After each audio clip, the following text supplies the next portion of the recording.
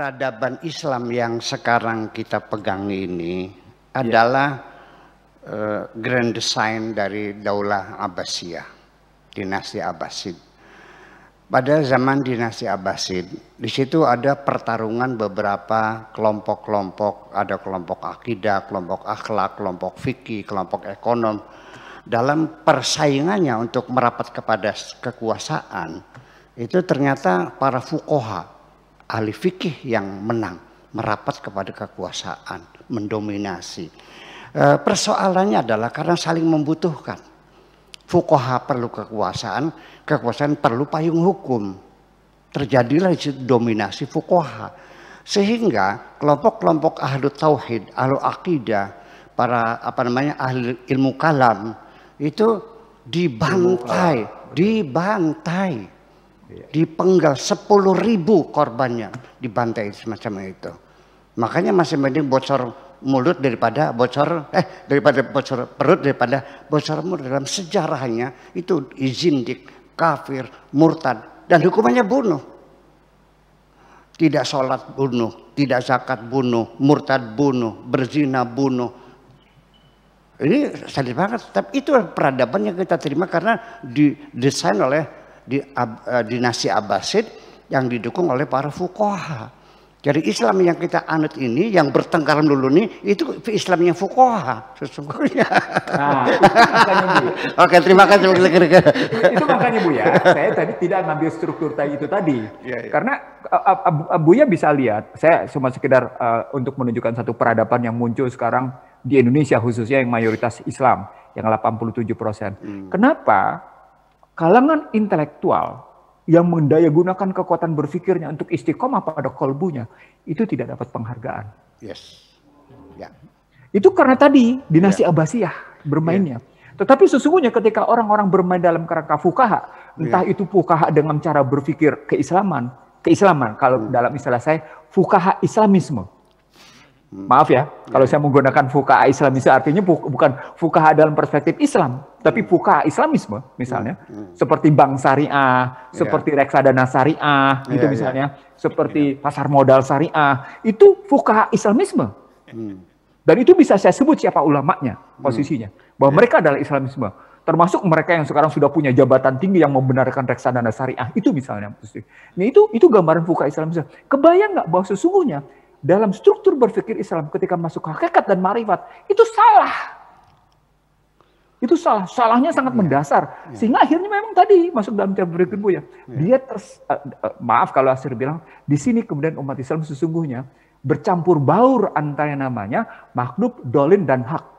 Saya gabung tiga. Makhluk, dolin, dan hak bercampur baur dia. Maka tidak dapat ma'rifat, yang adalah tadi konflik. Itu tambahan saya Buya. Maaf ya Buya. Sekali lagi saya lagi belajar nih sama Buya. Ini perlu saya tambahkan lagi. Ini persoalannya hanya pendapat tentang Al-Quran itu apakah qadim, apa hadis, apakah makhluk atau bukan. Orang Mu'tazilah mengatakan ini makhluk dicipta oleh Allah.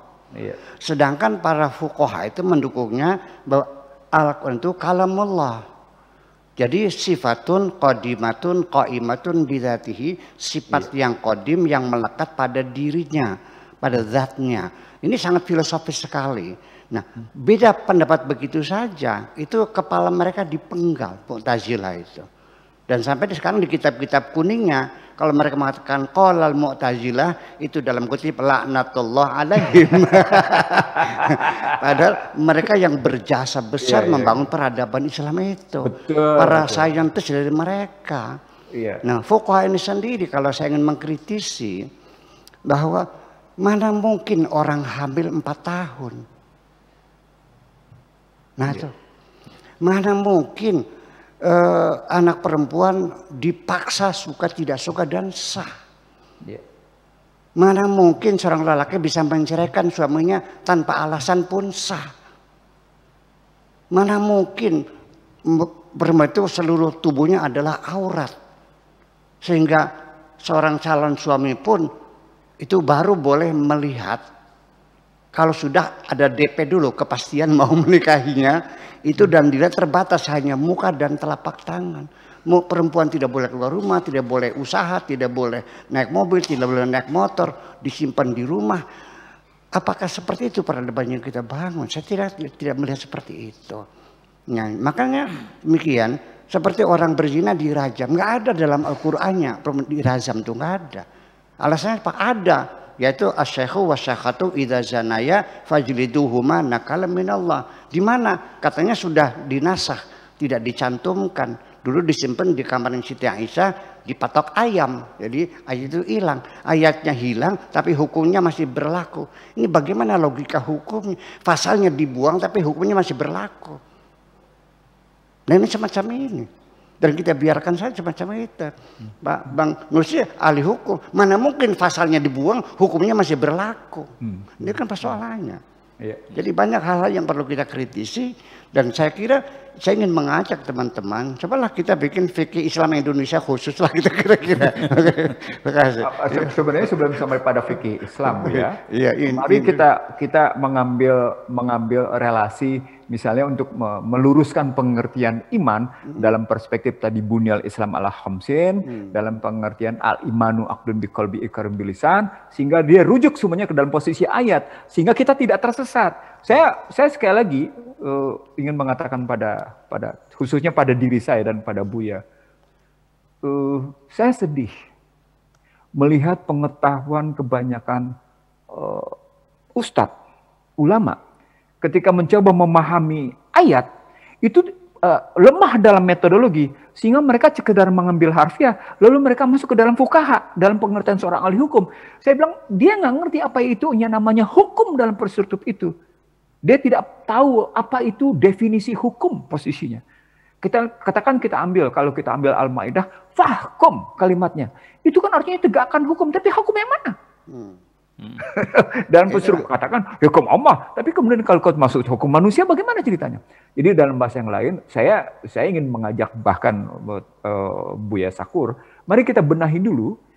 Tadi saya terkejut juga ketika Buya punya pemahaman yang sama tentang asyhadu alla ilaha illallah wa asyhadu anna muhammadar rasulullah. Ngapain mesti bersaksi? Bersaksi Anda cuma pihak ketiga. Saya terkejut karena saya yang acap kali mengatakan ini beda sekali. Aku bersaksi bahwa tiada Tuhan selain Allah dan aku bersaksi Muhammad adalah utusan Allah. Bersaksi itu pihak ketiga, dia tidak memberi girah, tidak ada semangat untuk menegakkan hakikat, tidak ada semangat untuk menegakkan makrifat. Itu bedanya. Makanya kemudian kita perbaiki dulu. Al imanun aqdun biqalbi iqrarun bilisan, ketemu dengan bunyal Islam ala khamsinnya, ketemu dengan struktur Al-Qur'annya yang tadi hudalinas wa bainat mindal huda wal furqan. 3 struktur tadi ketemunya.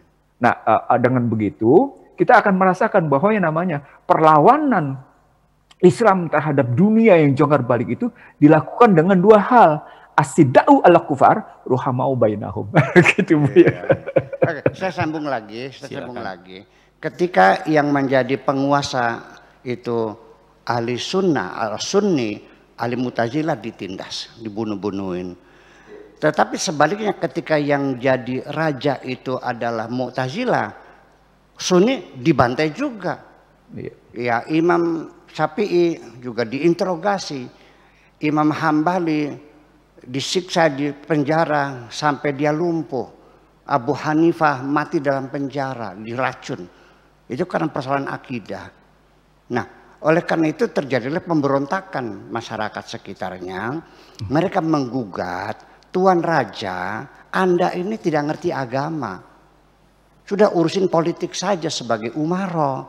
Urusan agama, kami yang mengurus sebagai ulama. Oke lah kita bagi 2 kekuasaan ini. Ada urusan politik dipegang umaro, agama oleh ulama. Jadi sekulerisme itu sudah mulai muncul dalam Daulah Abbasiyah. Maka ada 2 kekuatan, namanya umaro dan ulama. Raja-raja itu nggak ngerti agama kok, yang ngerti kan ulama. Makanya urusan agama, sholat, ibadah itu urusan ulama. Masalah perang, masalah pajak segala macam.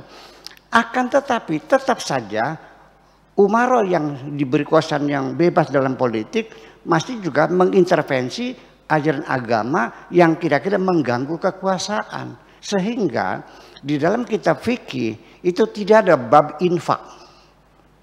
Nggak ada. Padahal setiap lembar Al-Quran wa mimma rozaqnahum yunfiqun. Tidak bab infak. Kenapa? Karena infak ini sama dengan RAPBN. Nanti harus dialokasikan. Raja nggak mau alokasi. Itu kami yang ngatur sendiri. Tapi kamu jangan membahas infak. Nanti aku tidak punya kekuasaan lagi. Sejauh mana Umar itu tetap mengintervensi para ulama dari sejak zaman dahulu dan sampai sekarang juga. Terima kasih. Luar biasa.